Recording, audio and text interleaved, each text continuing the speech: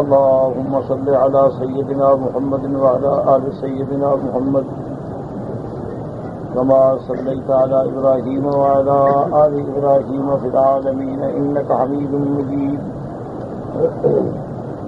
أعوذ بالله من الشيطان الرجيم. بسم الله الرحمن الرحيم.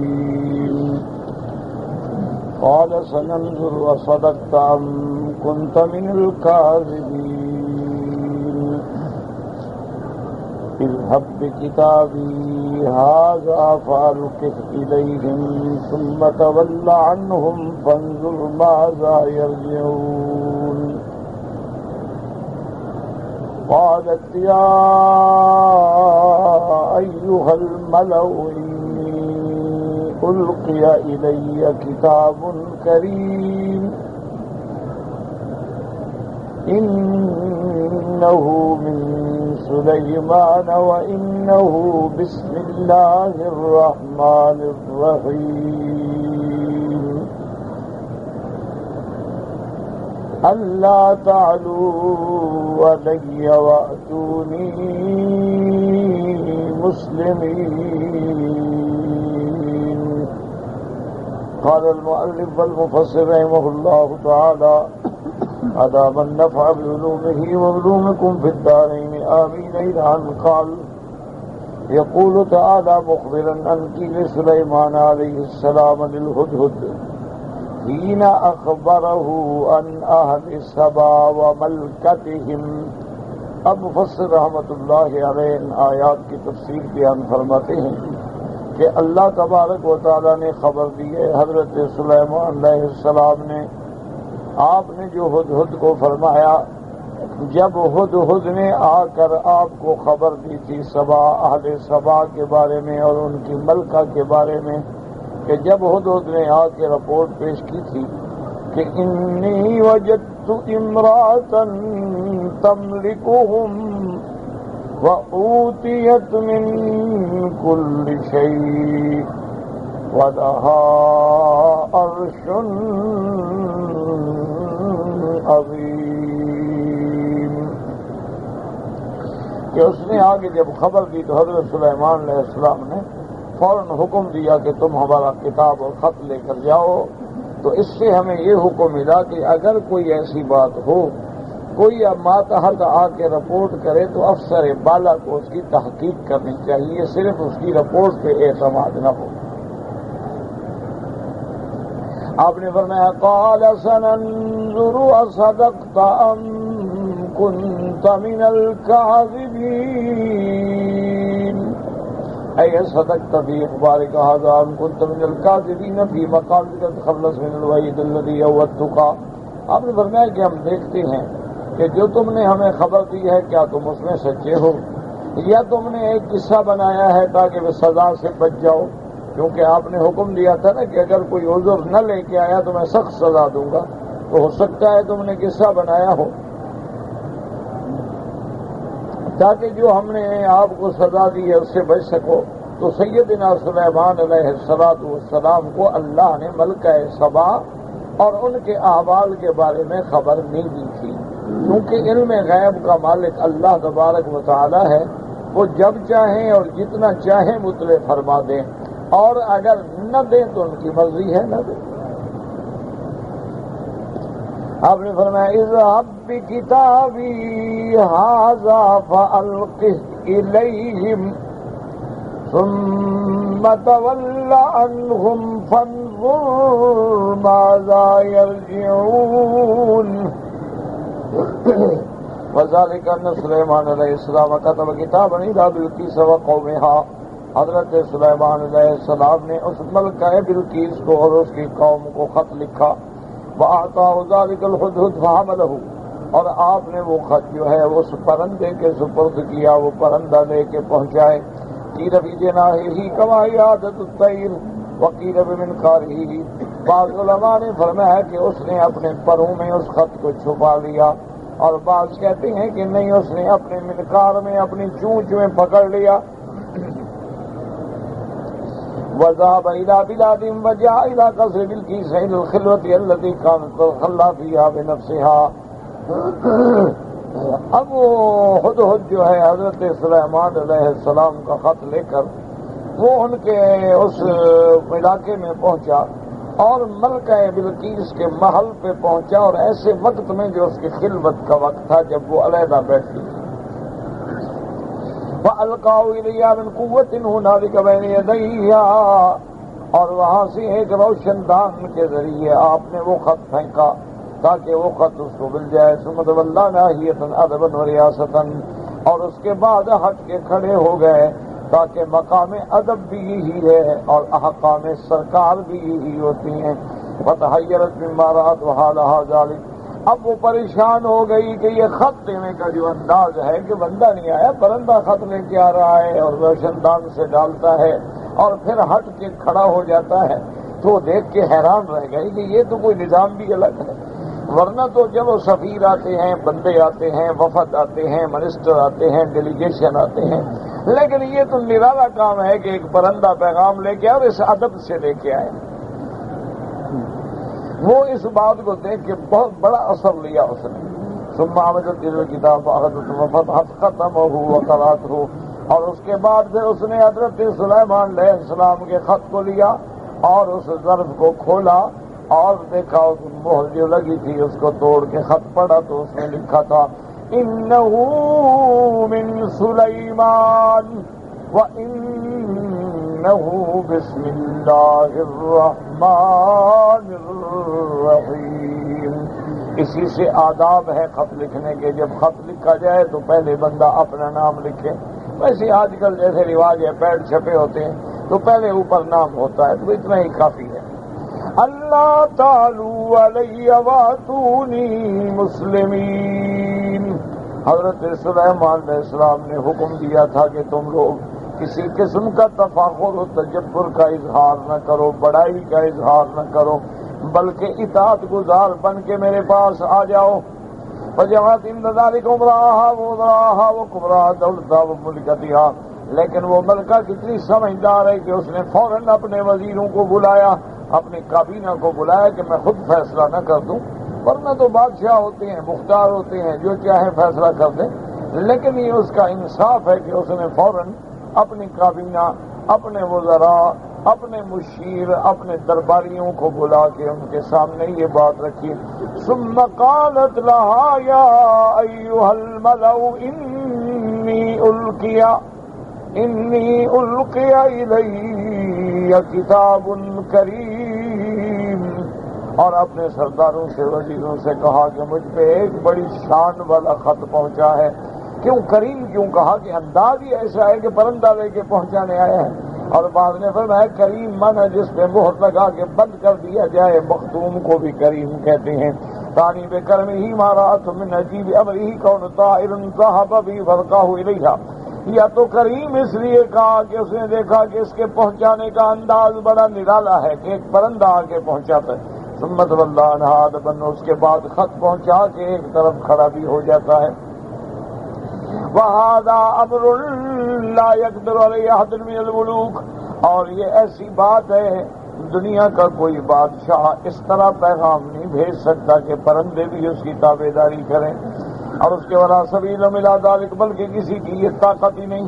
یہ صرف حضرت سلیمان علیہ السلام کا خاصہ تھا کہ اللہ نے پرندوں کو بھی تابع فرما دیا، اور اللہ چاہے تو پرندے کو بھی علم دے دے کہ شام سے اڑ کے یمن پہنچے اور خط پہنچائے، خط ضائع نہ کرے، خط گرا نہ دے، خط پھینکے نہیں۔ تو یہ سارا اہتمام جو ہے یہ اللہ کی قدرت کا نظارہ۔ اور اس کے بعد فرماتی ہیں کہ جب اس نے دیکھا ولا ثم قرأت علیہم، پھر وہ خط پڑھ کے سنایا ملکہ نے کہ بھئی یہ وہ خط ہے جو اس نے لکھا ہے کہ انہ من سلیمان وانہ بسم اللہ الرحمن الرحیم، اللہ تعالی علی واتونی مسلمین، فعرفوا انہ من نبی اللہ سلیمان علیہ السلام۔ لیکن ان سب نے بھی یہ بات سمجھ لی کہ خط بھیجنے والا صرف بادشاہ نہیں بلکہ حضرت سلیمان نبی ہیں۔ وَأَنَّهُ لَا قِبَلَ لَهُمْ بِهِ، اور ان کی طاقت نہیں کہ اس کا مقابلہ کر سکیں۔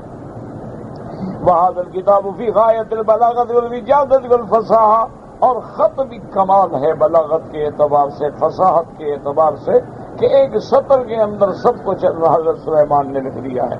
اور اس کے بعد فإنه حسن مانا بأيسر عبارت واسنیا، بڑی آسان عبارت، بڑی خوبصورت عبارت، بڑی مختصر عبارت، تو فصاحت و بلاغت کا بھی ایک نادر نمونہ ہے.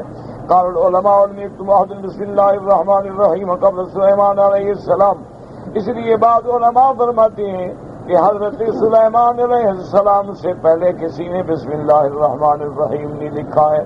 لیکن بعض روایات میں آتا ہے کہ اللہ تبارک و تعالیٰ نے حضور کی امت کو جو نعمتیں عطا فرمائی ہیں ان میں یہ بھی نعمت ہے کہ بسم اللہ الرحمن الرحیم.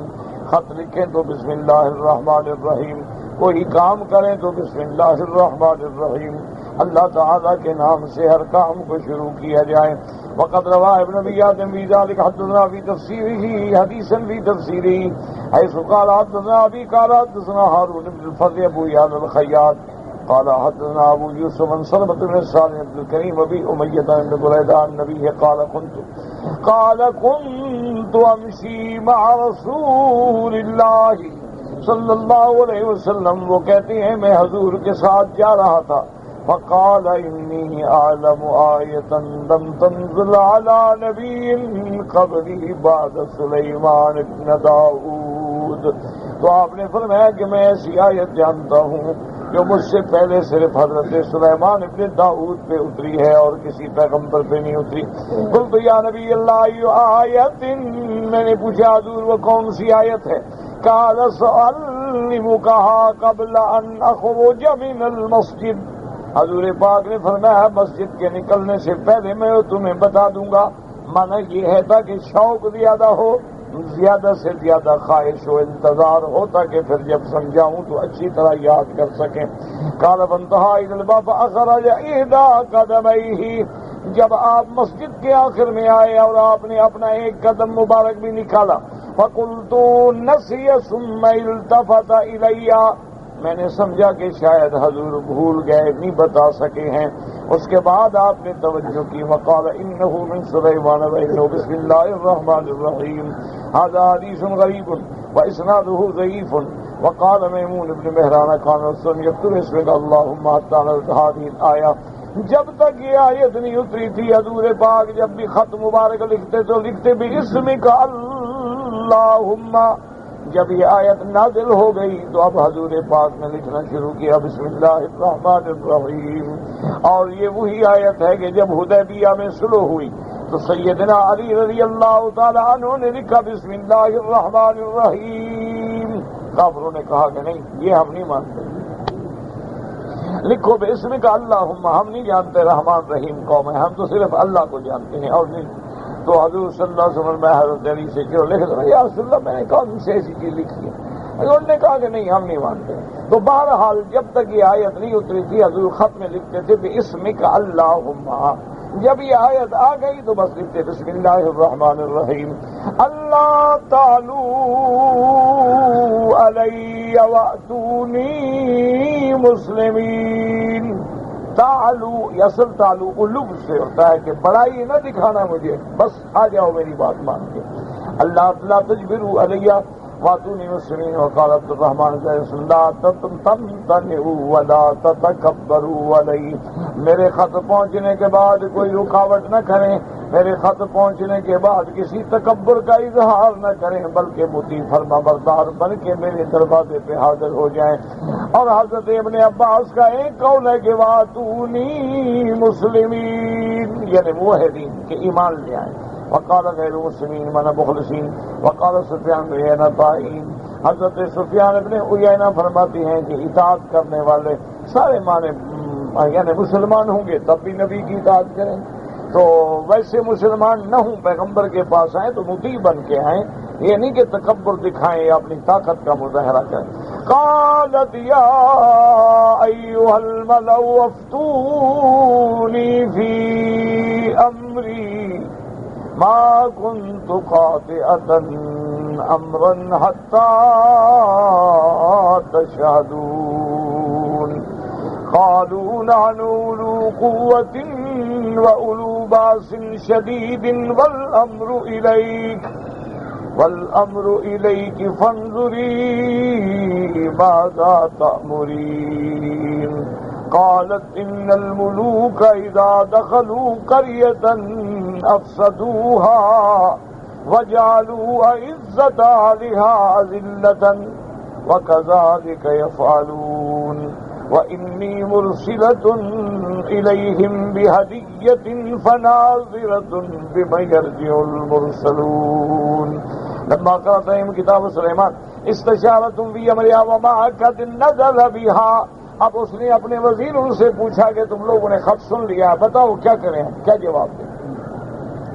وَلِهَذَا قَالَتْ يَا أَيُّهَا الْمَلَأُ أَفْتُونِي فِي أَمْرِي مَا كُنتُ قَاطِعَةً أَمْرًا حَتَّى تَشْهَدُونِ. اس نے کہا میں کوئی فیصلہ نہیں کرتی کہ جب تک تم اپنی رائے کا اظہار نہ کرو، حتیٰ تشیرون، تاکہ تم موجود رہو، تم اپنی رائے کا اظہار کرو. انہوں نے کہا قالوا نحن اولو قوة واولو باس شدید والامر الیک. وزیروں نے کہا کہ ہم طاقتور ہیں، ہمارے پاس قوت ہے، فوج ہے، ہم لڑنا جانتے ہیں، لڑاکا قوم ہیں، لیکن فیصلہ تو تمہارے ہاتھ میں ہے نا، جو کچھ تم کرو گے ہم مانیں گے. ایمنوا الیہا بعددہم وعددہم وقوتہم. انہوں نے کہا ہم عدد میں بھی زیادہ ہیں، ہم اسلحے میں بھی زیادہ ہیں، قوت میں بھی زیادہ ہیں، لیکن اصل بات یہ ہے کہ ہم تیرے تابع ہیں، جو تو فیصلہ کرے وہ ہمیں قبول ہوگا. ثم فوضوا الیہا بعد ذلک فقالوا والامر الیک فانظری ماذا تأمرین.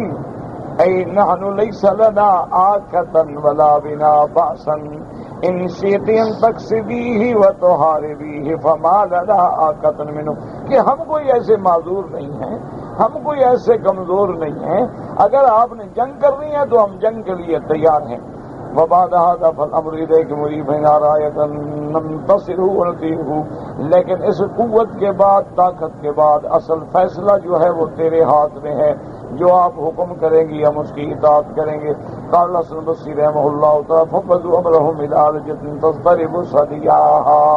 حضرت حسن بصری رحمت اللہ علیہ فرماتے ہیں کہ دیکھو کتنے بڑے بڑے وزیر ہیں، بڑے بڑے سردار ہیں، بڑے بڑے فوجی ہیں، لیکن اپنے معاملے کو ایک عورت کے سپرد کر رہے ہیں.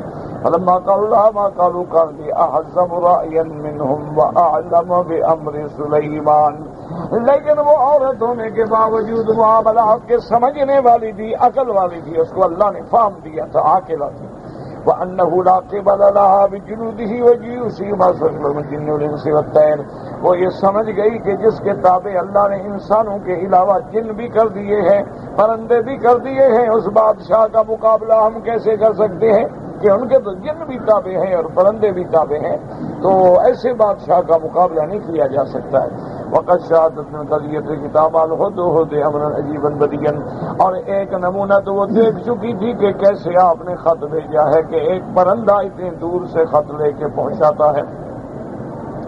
فقالت لهم انی اخشى ان نحارب ولن تنالوا رسلنا بجنودی ويهلكنا بمن معه ويخرج الی والیکم الهلاك والدمار دون غیرنا. اب اس نے کہا کہ دیکھو میری رائے یہ ہے کہ مجھے خوف ہے، میں ڈرتی ہوں کہ اگر ہم نے اس کی بات نہ سنی تو وہ اپنے لشکر لے کے ہم پہ حملہ کرے گا اور ہمیں بھی اور تمہیں بھی، ہم سب کو ذلیل کر کے رکھ دے گا، اس کے بعد ہلاک کر کے رکھ دے گا. لہذا قال ان الملوک اذا دخلوا قریۃ افسدوها وجعلوا اعزة اهلها اذلة. قال ابن عباس حضرت ابن عباس فرماتی ہیں کہ جب بادشاہ کسی ملک میں سختی کے ساتھ فاتح بن کے قابض ہو کے داخل ہوتے ہیں تو لازمی بات ہے کہ اس کو پھر خراب کر ڈالتے ہیں. وَجَعَلُوا عِزَّةَ أَهْلِهَا أَذِلَّةً وَقَصَدُوا مَنْ فِيهَا مِنَ الْوُلَاةِ وَالْجُنُودِ فَعَلُوهُ وَغَايَةَ الْهَوَانِ مَعَ الْقَتْلِ وَالْأَسْرِ. اور جو اس علاقے کے معزز لوگ ہوتے ہیں ان کو ذلیل کرتے ہیں کہ جو بڑے لوگ ہیں ان کو جیل میں ڈال دیا، ان کو ذلیل کیا، ان کو قتل کر دیا تاکہ ان کی اہانت ہو اور ہمارا قبضہ زیادہ برقرار ہو. قال ابن عباس قال يؤتيهم لو اذا دخلوا قرية افسدوها وجعلوا عزة اهلها ذلة قال رب ذلك يفعلون. اور جب بلقیس نے یہ کہا تو اللہ فرمایا كذلك يفعلون، وہ اسی طرح کریں گے اگر تم مقابلہ کرو گے تو. ثم عدد المصالحة المحاذن المصالحة المخادعة المصانعة، اس کے بعد اس نے فوراً مصالحت کا رستہ اختیار کیا، نرمی کا رستہ اختیار کیا، سلو کا رستہ اختیار کیا، اور طریقے سے خدا کا رستہ اختیار کیا کہ دیکھو میں ہیلا کرتی ہوں، ہیلے کا کیا نتیجہ نکلتا ہے. وَإِنِّي مُرْسِلَةٌ إِلَيْهِمْ بِهَدِيَّةٍ فَنَاظِرَةٌ بِمَ يَرْجِعُ الْمُرْسَلُونَ. اے صحابہ فِلَيْ بِهَدِيَّةٍ طریقوں سے میں ہدیہ بھیجتی ہوں ان کی شایان شان. وَأَنظُرْ ماذا يكون جواب بعد ذلك، پھر ہم انتظار کرتے ہیں کہ ہمارے ہدیے کا کیا جواب ملتا ہے. فَلَعَلَّهُ يَكُونُ ذَلِكَ مِنَّا كُفًّا، ہو سکتا ہے وہ ہم سے ہدیہ لے لیں اور سلوک کر لیں اور ہم سے دور ہو جائیں. اور یضرب علینا خراجا، یا ہمارے اوپر کوئی جزیہ مقرر کر دیں. نعمل الیہ فی کل عام، ہم ہر سال ان کو دیتے رہیں. ونلتزم له بذلك کتابنا ومحادثتنا، اور ہمارے ساتھ وہ جنگ کرنے کا ارادہ چھوڑ دیں.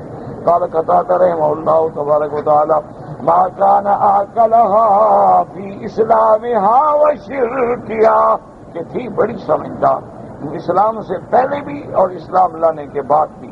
علمت ان الہدیۃ تقع موقعا من الناس، وہ سمجھ گئی اس بات کو کہ ہم جو ہدیہ بھیجتے ہیں تو ہدیے کا ایک بہت بڑا اثر ہوتا ہے لوگوں پر.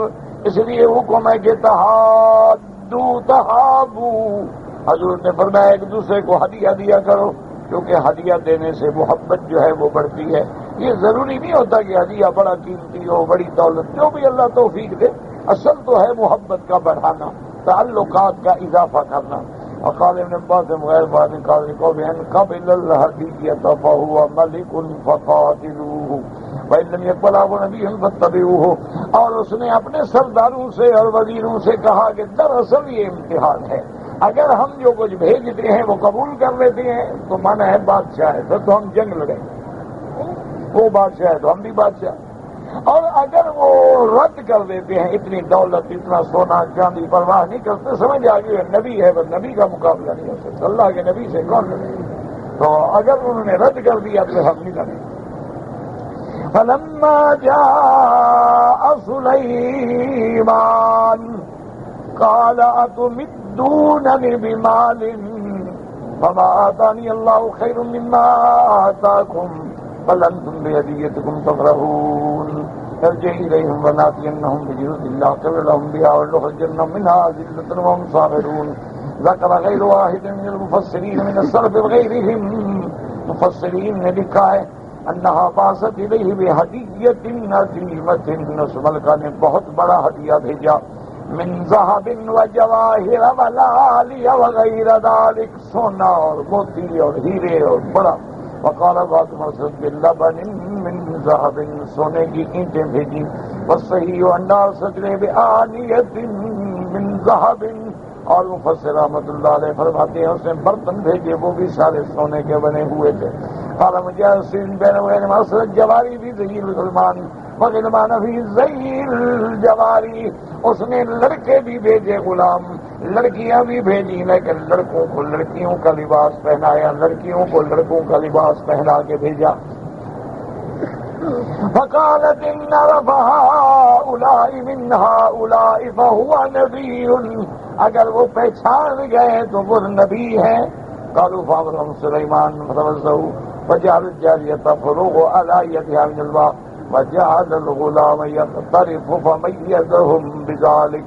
اور جب وہ لڑکیاں لڑکے سب آ گئے، حضرت سلمان نے حکم دیا وضو کرو بھائی. ہاں یہ وضو کرنے بیٹھے تو اس سے پہچان لے انہوں نے کہ یہ لڑکی ہے.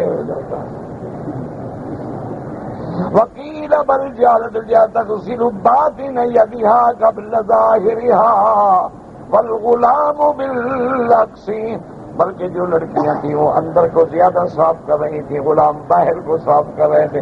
وقيل بل جاء الجوار يبسطن من أكفهن إلى مرافقهن والغلمان من مرافقهم إلى كفوفهم ولا منافاة بين ذلك.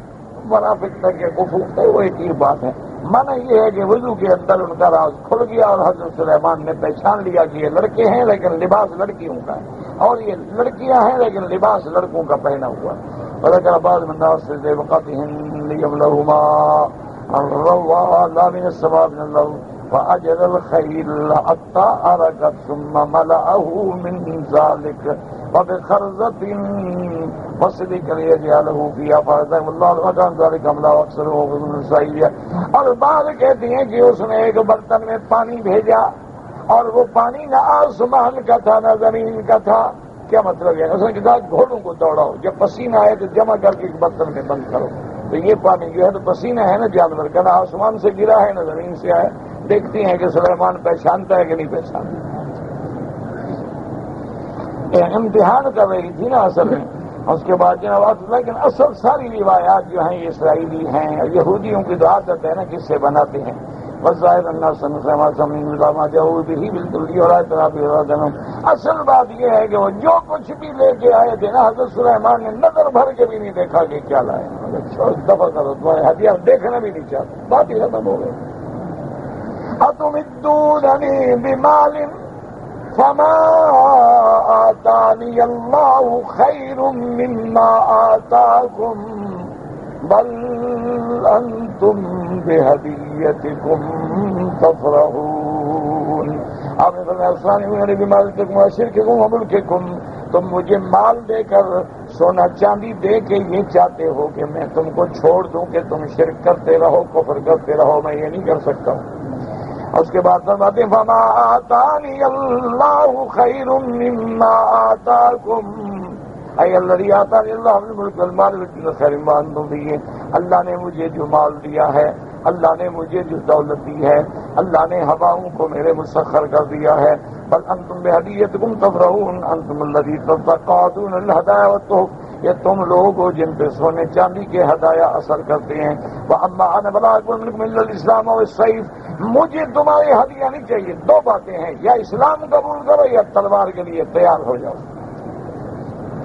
قال الأعمش عن المنهال ابن عمرو سيد بن بكر رضي الله عنه أمر سليمان الشياطين فضوه له ألف قصر من ذهب وفضة. فلما رأت رسل ذلك قالوا ما يصنع هذا بهديتنا وفي هذا جواز تحيين الملوك إظهار الدين رسل الاقتصاد.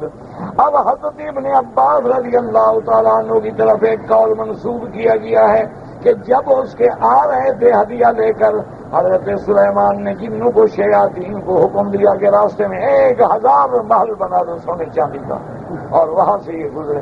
جب انہوں نے دیکھا کہ ہم تو اتنا سونا لے کے جائیں اس کے تو محل نہیں سونے کے، ہمارے سونے کو کیا کرے گا لے گا. تو اس لیے علماء نے فرمایا کہ اگر بادشاہ اپنی شوکت اپنی عظمت دکھانے کے لیے ایسی چیزوں کا اہتمام کریں تو یہ جائز ہے. ارجع الیہم فلناتینہم بجنود لا قبل لهم بها ارجع الیہم بہدیتہم فلناتینہم بجنود لا قبل لهم بها لا طاقت لهم بقتالہم. آپ نے فرمایا اپنا ہدیہ واپس لے جاؤ، میں ایسا لشکر لے کے آؤں گا تمہارے مقابلے پہ کہ تمہاری طاقت نہیں ہوگی کہ میرے لشکر کے ساتھ مقابلہ کرو. وَلَنُخْرِجَنَّهُمْ مِنْهَا أَذِلَّةً. اور میں تمہیں ذلیل کر کے تمہارے ملک سے نکالوں گا. اور تم ذلت اور خواری کے ساتھ نکلو گے. فَلَمَّا رَجَعَتْ إِلَىٰ رُسُلِهَا بِهَدِيَّتِهَا وَبِمَا قَالَ سُلَيْمَانُ سَمِعَتْ وَأَطَاعَتْ هِيَ وَقَوْمَهَا فأقبلت تسير إليه بجنودها خاضعة ذليلة معظمة لسليمان ناوية متابعته في الإسلام. فلما تحقق سلیمان سلام قدوم علیہ ورقودهم إليه فرب ذلك وسره. اب مفسر رحمۃ اللہ علیہ فرماتے ہیں کہ جب حضرت سلیمان نے ہدایہ واپس کر دیے تو اب اس نے تیاری کی، اپنی قوم کے ساتھ اطاعت قبول کر لی اور حضرت سلیمان کی طرف چل پڑی عزت کے ساتھ اور بڑی عاجزی کے ساتھ. اور دل میں اس نے فیصلہ کر لیا تھا کہ میں اسلام لے آؤں گی. اب حضرت سلیمان علیہ السلام کو جب خبر ملی کہ وہ اپنے لاؤ لشکر کے ساتھ اطاعت گزار بن کے آ رہی ہے تو حضرت سلیمان کو بڑی خوشی ہوئی کہ چلو اللہ تبارک و تعالیٰ نے اس ذریعے کے ساتھ ان کو اسلام نصیب ہوگا، اور وہ لوگ بھی اسلام میں داخل ہوں گے۔ جب ملکہ اسلام میں داخل ہوگی تو سب اسلام میں داخل ہو جائیں گے۔ تو اللہ تبارک و تعالیٰ نے ان صورت مبارک میں سیدنا سلیمان علیہ السلام کا عجیب قصہ ذکر فرمایا ہے، جس میں حکم بھی ہیں اور عبر بھی ہیں۔ واللہ اعلم۔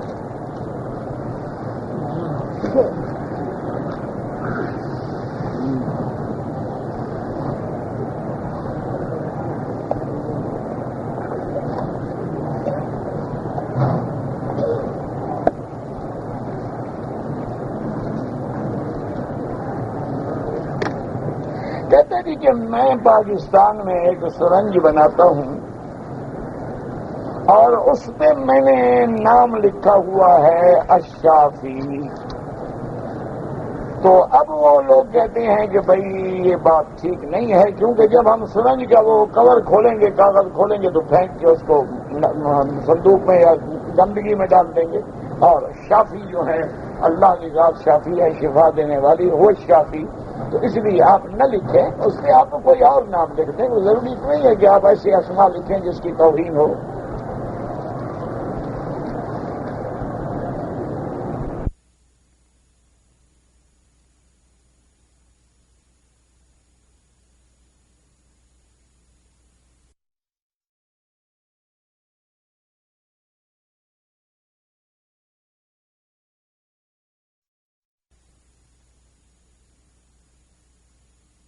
جوتے لے آنا منع نہیں ہے، بلکہ حضور صلی اللہ علیہ وسلم نے ہمیں یہ سمجھایا ہے کہ اگر آپ اکیلے ہیں تو جوتے جو ہیں اپنے دائیں طرف رکھ لیں، اگر آپ ادھر کوئی آدمی نہیں تو بائیں طرف رکھ لیں، اگر دونوں طرف صف میں آدمی کھڑے ہیں تو اپنی دو ٹانگوں کے درمیان میں رکھ لیں۔ حضور نے یہ تو نہیں فرمایا کہ مت لے آؤ، بلکہ آپ نے تو رکھنے کا بھی طریقہ بتلا دیا۔ اسی طرح اگر جوتا پاک ہے تو اس کو تو پہن کے نماز پڑھنا بھی جائز ہے، کوئی منع نہیں ہے۔ اسی لیے حدیث مبارک میں ہے کہ ایک دن حضور پاک رحمت دو عالم صلی اللہ علیہ وسلم نماز پڑھا رہے تھے، تو آپ نے نماز کی حالت میں ہی اپنے پاؤں میں جو جوتا مبارک تھا وہ نکال دیا۔ مانا یہ ہے کہ جوتا پہن کے نماز پڑھا رہے تھے۔ صحابہ نے بھی پاؤں میں جوتے نکال دیے، مانا صحابہ بھی جوتے کے ساتھ نماز پڑھ رہے تھے۔ جب نماز ختم ہو گئی تو حضور نے فرمایا کہ تم لوگوں نے اپنے جوتے کیوں اتار دیے؟ انہوں نے کہا رسول اللہ آپ نے جو اتارا ہے۔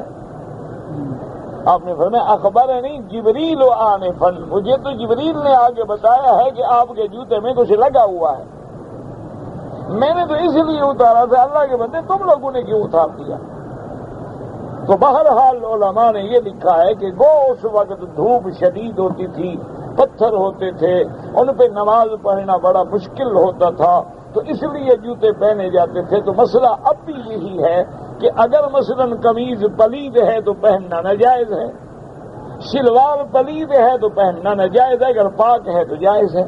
اسی طرح بے عین ہی اگر جوتے پاک ہیں، صاف ہیں، ان میں کوئی گندگی لگی ہوئی نہیں ہے تو اس کا پہن کے آنا مسجد میں جائز ہے، ساتھ رکھنا بھی جائز ہے، بلکہ تھیلی وغیرہ میں بند کر کے اگر آپ طواف میں بھی ہاتھ میں پکڑ لیں تو کوئی مسئلہ نہیں۔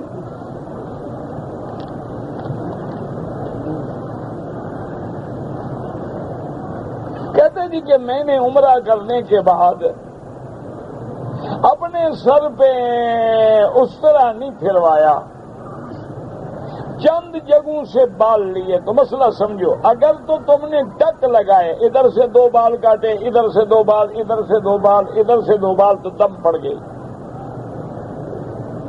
مسئلہ یہ ہے کہ عمرہ کرنے کے بعد محلقین رؤوسکم ومقصرین لا تخافون، افضل یہ ہے کہ اپنے سر پہ اس طرح پھروائیں، اور اگر اس طرح نہ پھروائیں اور بال بڑے ہیں تو بالوں کا 1/4 حصہ سارے سر کا کٹ گیا ہے۔ مثلا اتنے بال ہیں تو اب اتنے بال جو ہیں سارے سر کے کاٹے جائیں، یہ نہیں کہ ٹک لگاؤ ادھر سے ادھر سے، تو دم پڑ جاتی ہے، بکری دینی پڑے گی۔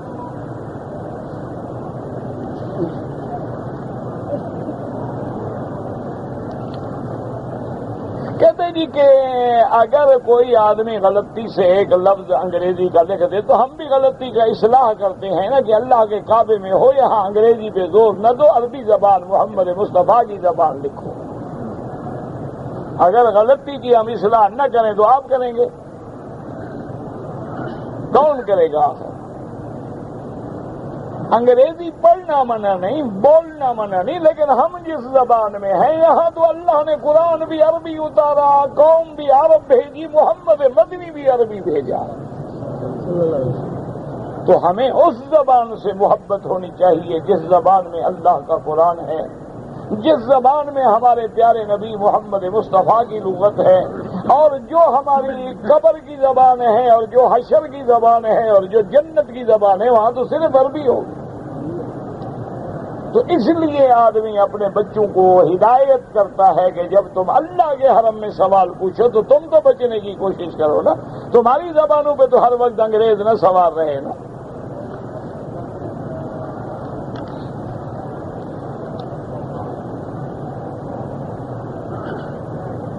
اگر ایک آدمی نے عمرہ کیا ہے لیکن عمرہ کرنے کے بعد جب طواف کر لیا صفا مروہ دوڑنے کے لیے جا رہا تھا تو استلام نہیں کیا، کوئی بات ہے، ثواب ہے، نہیں کیا تو نہیں کیا، کوئی فرض نہیں، کوئی واجب نہیں، اگر ہو گیا الحمدللہ، نہیں ہوا تو نہیں ہوا۔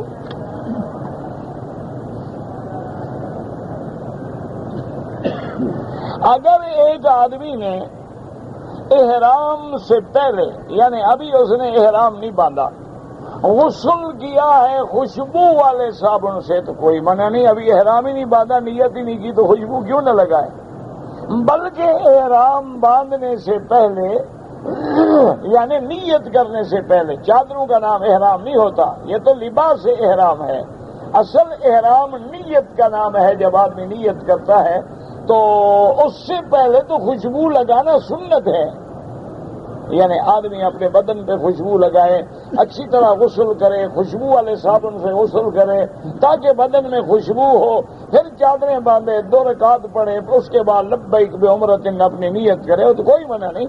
احرام کی نیت کرنے کے بعد خوشبو استعمال کرنا منع ہے۔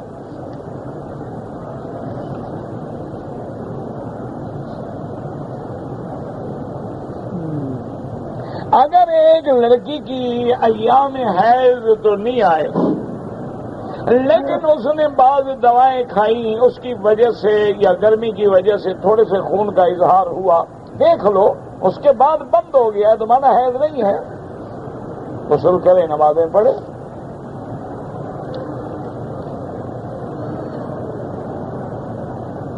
اگر ایک آدمی نے عمرہ کر لیا ہے لیکن اس کے پاس حج کی توفیق نہیں ہے، ٹھیک ہے، کوئی بات نہیں، عمرہ کرو، چلے جاؤ، عمرے کرنے سے کوئی حج فرض نہیں ہو جاتا۔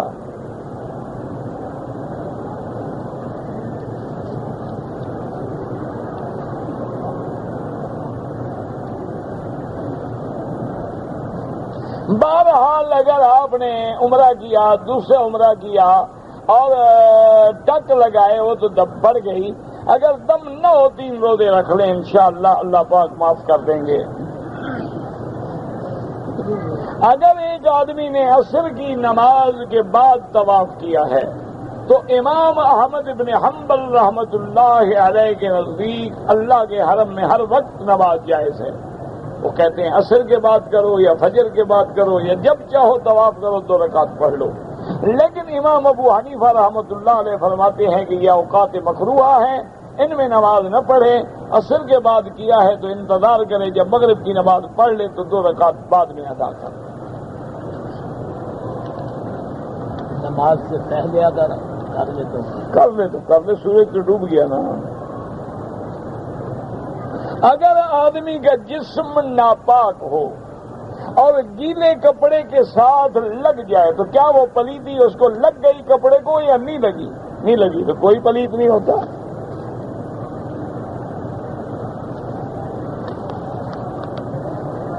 عمرہ ادا کرنے کے بعد غسل کرنا کوئی ضروری نہیں، غسل تو پہلے سنت ہے، عمرے کے بعد تو کوئی سنت نہیں۔ عمرے کے بعد وہ آپ ایسے کرتے ہیں کہ بال نہ رہ جائیں اور میل نہ ہو، کچیل نہ ہو. سنت تو پہلے غسل کرنا ہے.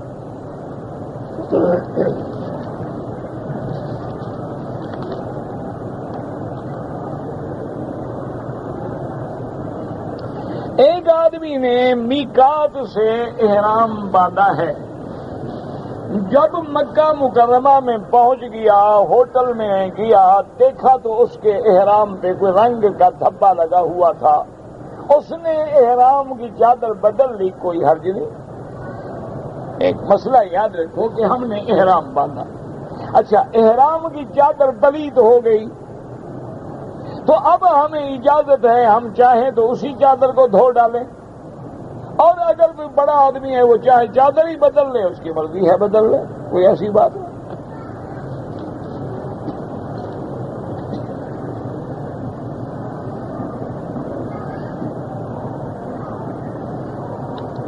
آدمی نے ضد کیا کہ اگر میں فلاں کام کروں تو میری بیوی کو طلاق، یعنی کام تم کرو طلاق بیوی پہ. اس سے بھی بڑا کوئی جاہل ہوگا دنیا میں؟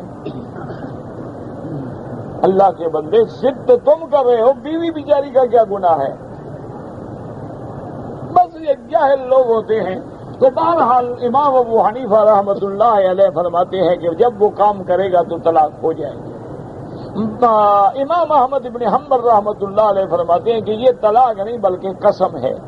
تو قسم توڑنے کا کفارہ جو ہے وہ 10 مسکینوں کو 2 وقت کا کھانا کھلا دے تو کفارہ ادا ہو جائے گا.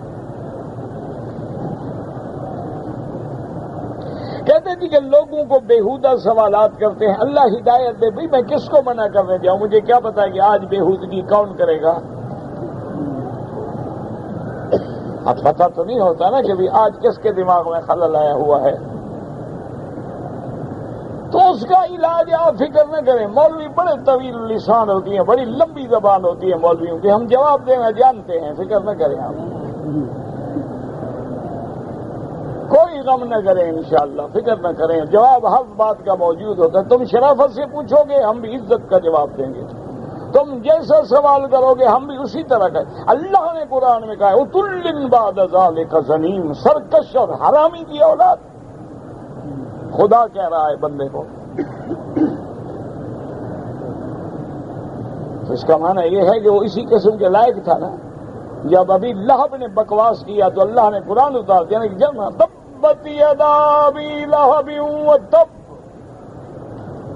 ما اغنا عنہ مالہ وما کسب سیصلی نارا ذات لہب وامرأته حمالة الحطب فی جیدها حبل من مسد. کتنی بڑی سخت بات ہے کہ اس کی عورت جو لکڑیوں کا گٹھا اٹھانے والی، جس کے گلے میں رسی پڑی تھی، جیسے کتے کو مارتے ہیں نا، کتے کو گھسیٹتے ہیں گلے میں رسی ڈال کے، ایسے گھسیٹ کے لے گئے. تو قرآن پھر اسی طرح جواب دیتا ہے نا، فکر نہ کرو، جواب موجود ہوتا ہے. تو باقی ہمیں کوئی علم تو ہے نہیں نا کہ آج کس کا دماغ خلل ہے. ہم اس کو پہلے جا کے روک آئیں کہ جناب مہربانی کرنا آج ذرا سوال ایسا گندا نہ لکھنا. دیکھنے تو جس کے اندر گندگی ہے گندگی نکلے گی.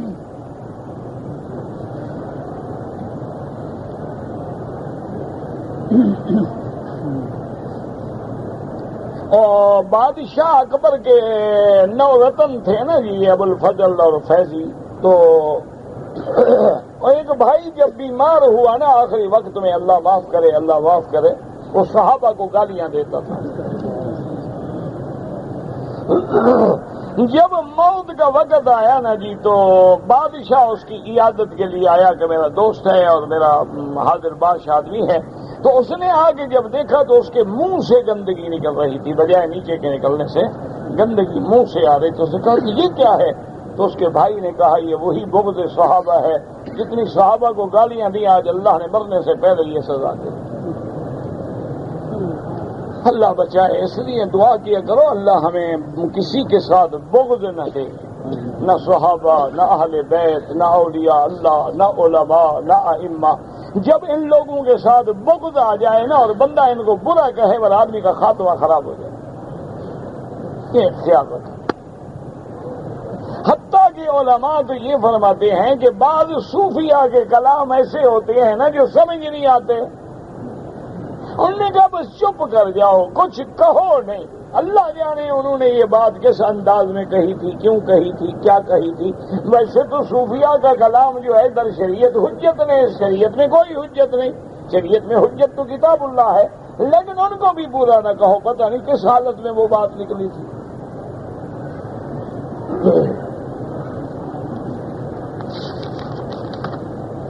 میں نے عمرے پر آ کر حج ادا کیا، یہ میرا پہلا حج تھا. میں نے قربانی نہیں کی جو کہ واجب تھی. کیوں واجب تھی، کیا وجہ؟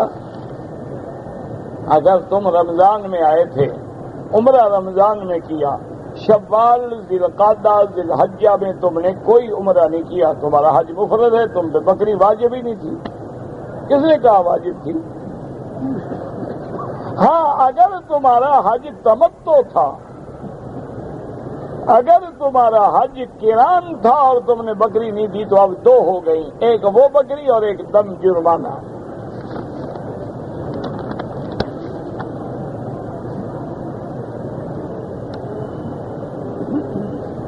میں نے پہلے دن شیطان کو کنکریاں ماری، دوسرے دن جا کر ساری کنکریاں ایک دفعہ مار دی. تیسرے دن گیا ہی نہیں، ماشاءاللہ آیا حج پہ ہے.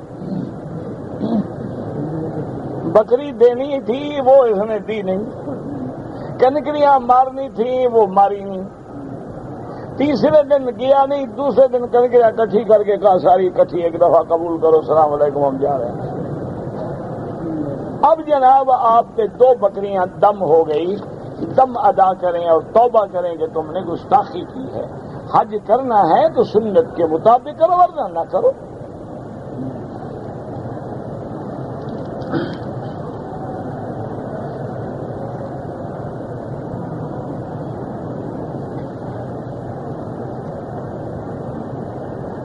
کہتے ہیں جی کہ میں نے اپنی مرضی سے شادی کی ہے، میری بیوی کا آپریشن ہوا ہے، وہ اولاد پیدا کرنے کے قابل نہیں ہے، اور میں جانتا تھا اور میں نے جان کے قبول کیا، اپنی مرضی سے شادی کی. اب اولاد تو ہو نہیں سکتی.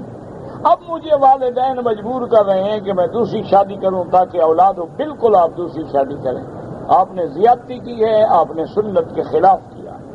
حضور پاک نے حکم دیا ہے کہ تزوج الودود الولود، ہمیشہ ان گھرانوں میں شادی کرو جن کے گھروں میں اولاد زیادہ ہوتی ہے. یہ نہیں کہا کہ دیکھ کے کرو جی ہاں اولاد نہیں ہوگی. تو آپ استغفار کریں، آپ دوسری شادی کریں. باقی تم نے بیوی کے ساتھ قسم کھائی تھی، ایسی قسم سے کچھ نہیں ہوتی. 10 مسکینوں کو کھانا کھلاؤ، شادی کرو، اللہ اولاد دے، اللہ بچے دے، والدین ٹھیک کہتے ہیں. جانور جب ذبح کریں تو کیا پڑھیں؟ بسم اللہ اللہ اکبر، بس. اور کیا پڑھنا؟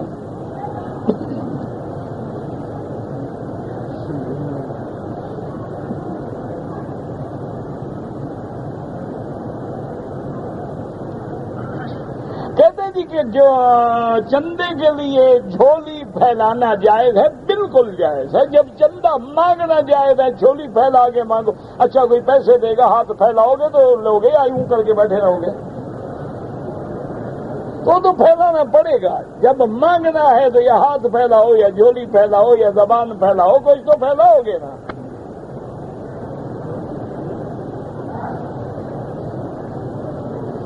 ہر طواف کے بعد 2 رکعت واجب الطواف جو ہے وہ افضل یہ ہے کہ مقام ابراہیم کے پیچھے پڑھیں، اور اگر مقام ابراہیم پہ رش ہو جائے تو حتیم میں پڑھیں.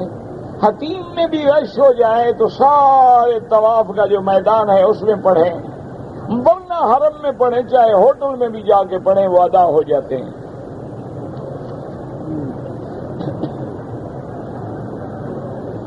میرے والدین عمرہ کرنے کے لیے پاکستان سے آئے ہیں، لیکن احرام انہوں نے جدے سے باندھا ہے. میقات کے عمرے سے بھی محروم ہو گئے اور دم بھی پڑ گئی. 1 بکری دم ادا کریں، 2 ہیں تو 2 ادا کریں، 4 آدمی ہیں تو 4 ادا کریں، یعنی ہر بندے پہ 1 بکری دم پڑ گئی. نہیں آتے عمرے کے لیے ہو اللہ کے بندے تو 4 گھنٹے پہلے احرام باندھ لو گے تو کیا ہو جائے؟ کہتا ہے جی کہ مل سے میں نے کپڑا اٹھانا ہوتا ہے، کبھی پیسے نہیں ہوتے، تو ایک دوست سے میں پیسے لے لیتا ہوں، اس کو 1 روپیہ منافع دیتا ہوں، یہ فکس کر کے منافع دینا حرام ہے، بالکل ناجائز ہے۔ اس سے آپ پیسے لے لیں، اس کے پیسے حصے میں ڈالیں، بھی تمہارا اتنا حصہ، اتنا میرا، اتنا تمہارا، نفع ہوگا تو حصہ، نقصان ہوگا تو حصہ۔ یہ کہنا کہ مجھے 1000 دے دو میں تمہیں 1100 دوں گا، تو یہی تو سود ہے، اور سود کیا ہوتا ہے؟ یہ منافع تھوڑا ہے، تو سود دے رہے ہو۔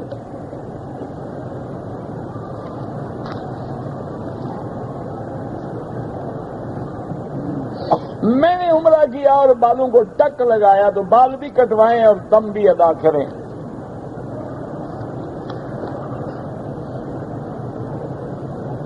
ایک طواف کر کے اس کا ثواب ماں باپ دادا دادی سب کو دے دیں، نہیں ایک کا ایک کو بھیجیں طواف۔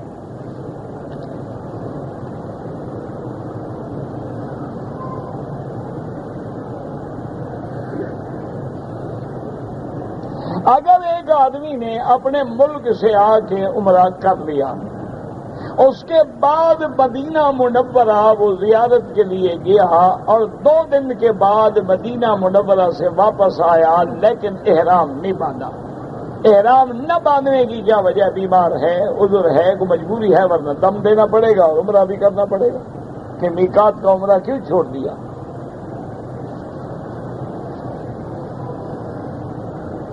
اگر ہم 4تھی رکعت میں شامل ہوں گے تو 1 رکعت مل گئی، پھر کھڑے ہو کے جو 3 رکعتوں میں پہلے پڑھنا تھا اسی طرح پڑھو۔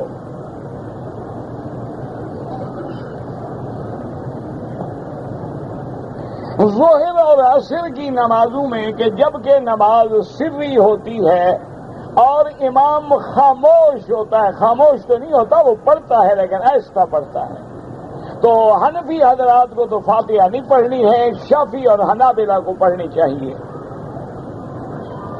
اسی طرح مغرب اور عشاء ہے، جو بھی ہے امام کے پیچھے، امام ابو حنیفہ رحمۃ اللہ علیہ فرماتے ہیں کہ حدیث رسول عربی ہے کہ امام کی قرات جو ہے وہ مقتدی کی قرات ہے۔ اگر ایک آدمی نے 10 طواف کیے ہیں تو ہر طواف کے 2 رکعت پڑھے گا۔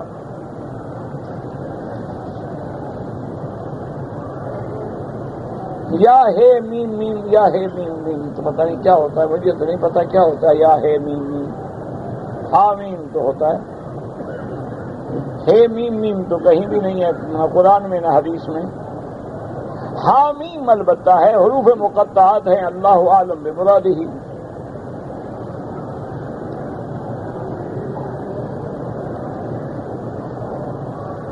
ایک آدمی نے احرام باندھا ہوا ہے، عمرہ کیا ہے، عمرے کے بعد اس نے سیفٹی سے اپنے سر کے سامنے کچھ بال مونڈ لیے، پھر بیوی کے بال کاٹ دیے، کوئی حرج نہیں، چاہے بال نہ بھی مونڈے، بیوی کے بال کاٹنے جائز ہے، بیوی چاہے تو شوہر کے بال بھی مونڈ سکتی ہے، کوئی منع نہیں۔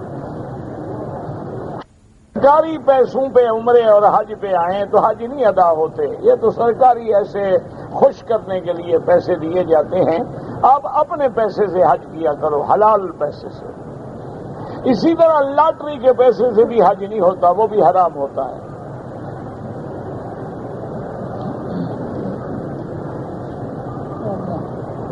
اگر کوئی لڑکی خود عدالت میں جا کے بغیر اولیاء کے نکاح کرے تو یہ مسئلہ مختلف ہی ہے۔ امام ابو حنیفہ رحمۃ اللہ علیہ فرماتے ہیں گناہ گار ہے لیکن نکاح ہو جائے گا، کہ وہ جو مجسٹریٹ ہے گویا اس کا ولی بن جائے گا۔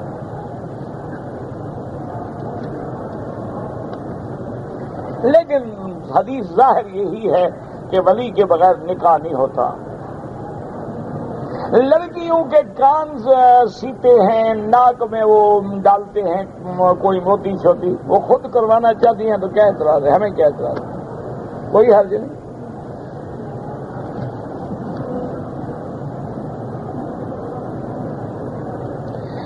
میری سفر کی اطلاع، طویل سفر تھا اور میں غریب بھی تھا۔ کیسے غریب تھے آپ؟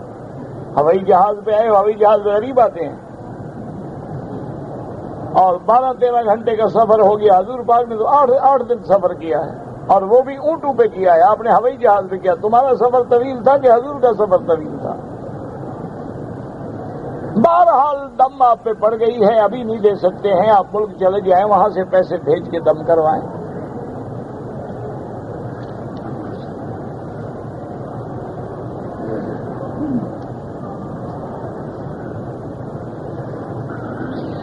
ہم 2 بھائی ہیں, مشترکہ ہمارا کاروبار ہے. میرے بھائی نے کاروبار میں رقم نکال کے اپنے نام پر 2 مکان خریدے. اس نے اگر اپنے حصے کا پیسہ نکالا ہے, وہ مکان اس کے ہیں, اس میں تمہارے باقی بھائی بہنوں کی کیا وراثت ہے؟ باقی بھائی بہن اپنے باپ کی جائیداد میں وارث ہیں, بھائی یہ جائیداد میں وارث تو نہیں ہے.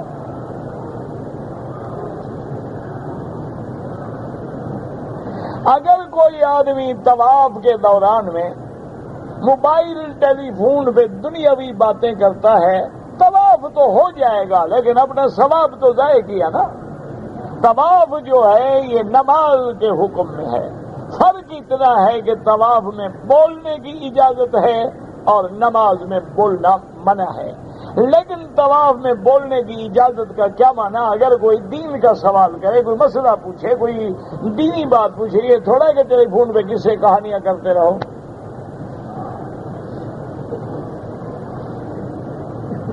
اگر کوئی آدمی آب زمزم سے غسل کر لے یا آب زمزم سے وضو کر لے, بالکل جائز ہے, کوئی منع نہیں. سیدنا اسماعیل اللہ کے پیغمبر ہیں, نبی ہیں, ان کے زمانے میں اور پانی نہیں. یہ تو علماء کہتے ہیں کہ جب دوسرا پانی موجود ہے تو بلا وجہ ہم ایسے کاموں میں کیوں ضائع کریں, ورنہ تو زمزم پانی ہے, غسل کریں, وضو کریں, سب جائز ہے.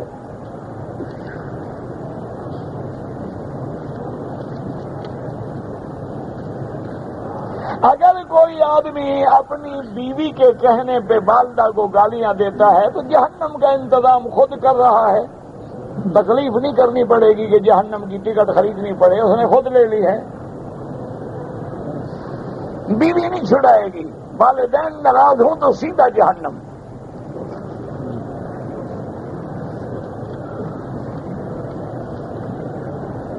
اگر کوئی آدمی سرکار دو عالم کو آخری نبی نہ مانے وہ کافر ہے, اس کے کفر میں کوئی شک ہے. اور پہلے مسلمان تھا اب نکل گیا تو مرتد ہے, مرتد واجب القتل ہے.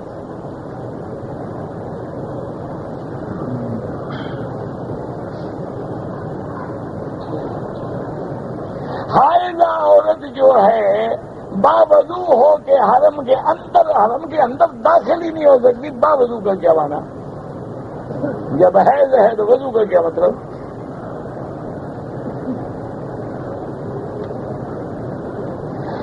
نماز عصر جو ہے امام حرم کعبے کے قریب ہوتے ہیں, لیکن امام کے پیچھے صفیں ہوتی ہیں کہ نہیں ہوتی؟ ہوتی ہیں تو بات ٹھیک ہے, نماز ٹھیک ہو گئی. باقی صفیں دور ہیں تو صفوں میں فاصلہ ہے, امام کے پیچھے تو صفیں موجود ہیں. اللہ اکبر اللہ اکبر.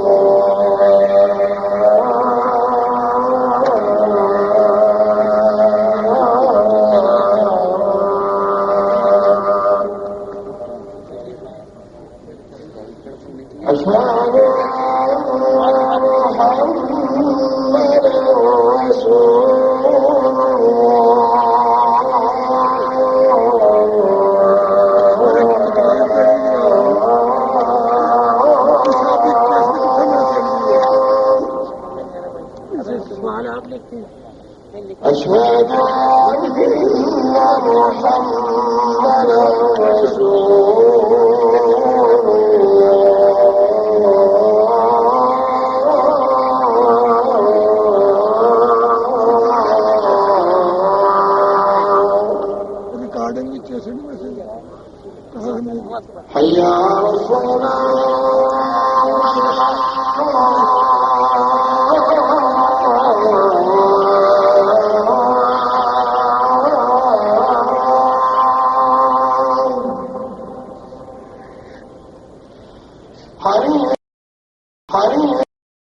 Honey, honey, honey, honey, honey, honey, honey, honey, honey, honey, honey.